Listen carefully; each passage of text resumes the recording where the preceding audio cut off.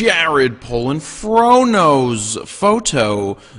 and this is another installment of the first-person shooter project. That's where I have a camera attached to the top of my D3S or whatever camera that I am shooting with in order to show you the scene that I am capturing. But we have something better than just one camera tonight. I actually had two cameras filming this Matisyahu show. One was the D7000 off to the side with the 16 fisheye on it, I believe, and then the other was the contour camera on top of my D3S. So both cameras were running at the same time, and, you know, I will just say this about the show.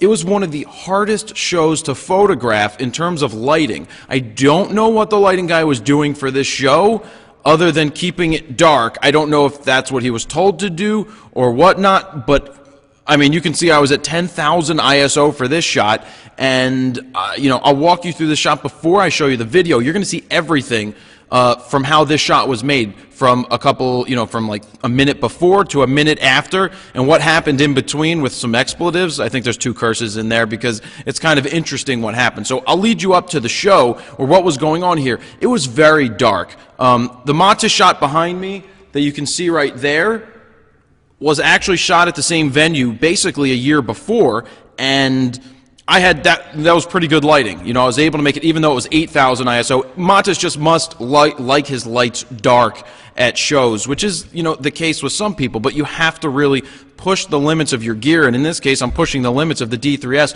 shooting at 1/25 of a second f3 to 10,000 ISO with the 14 to 24 2.8. So what was going on here is, you know, being that there weren't a lot of great shots that I got during the show, this was somewhere in the middle. I knew I had to take a chance and get something different. So you know, well, you know what? Instead of me telling you, why don't we just show it to you first and go from there. So here what we're looking at is live footage of one song ending and the other song is about to start. So Matis walks out to the barricade, and I see this happening, and you're going to see me cross over here on the video in a second, you know, because I've got, I guess, a 24 to 70 or 70 to 200 on at the time, and I thought maybe he would go there and then pop back into a spot to start singing, but I'm like, oh snap, yeah, I got the 24 to 70 on. As you see me going down, you can see the one camera, you know, I'm changing the lens. I'm trying to go pretty quick because I'm like, oh man, I could get some shots here. And now the lights just pop on actually high, so I take my chance. I move out there, and just as I get out there to take pictures, he moves off. I got caught. And I stopped talking just for that because you could hear the few things that I said. And the one thing was I got caught.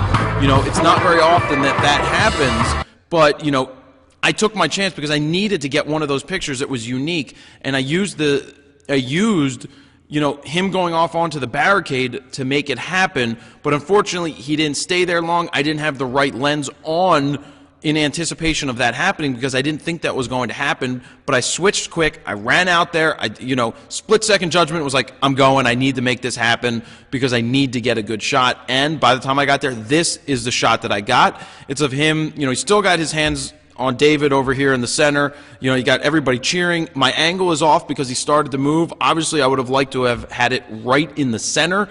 Everything even left to right, front to back, up and down. But that wasn't the case this time. It's still an interesting photo, but it's not a keeper. It's not, I mean, it's a keeper, but it's not a winner. I mean, I just love the faces of everybody else in the crowd and the flashes going off and everybody digging it. You know, the lights got really bright for this. That's why some of these people are burnt out, because the lights for one time in the show actually got really, really bright. So, you know, that runs you through the first-person shooter project for this photo. You know, you saw what happened. You know, you got to see that I had to switch lenses quick. I ran out there. I got caught. You can hear me say I got caught because I'm wearing my microphone.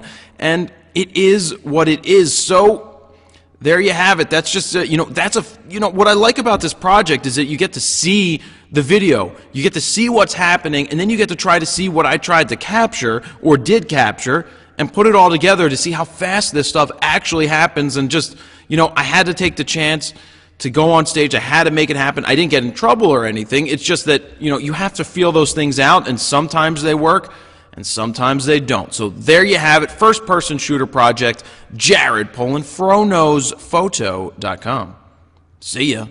Are you looking to get better images in low light situations? Well, I have a free photo guide that I give to you for nothing just for signing up for the Fro email list. Just use this box right here, put in your name, put in your email address, send it. We will automatically send you the free ebook that is basically a free photo guide, a guide to capturing motion in low light. So look into your email box once you send and verify your email address, and you will be automatically sent that guide.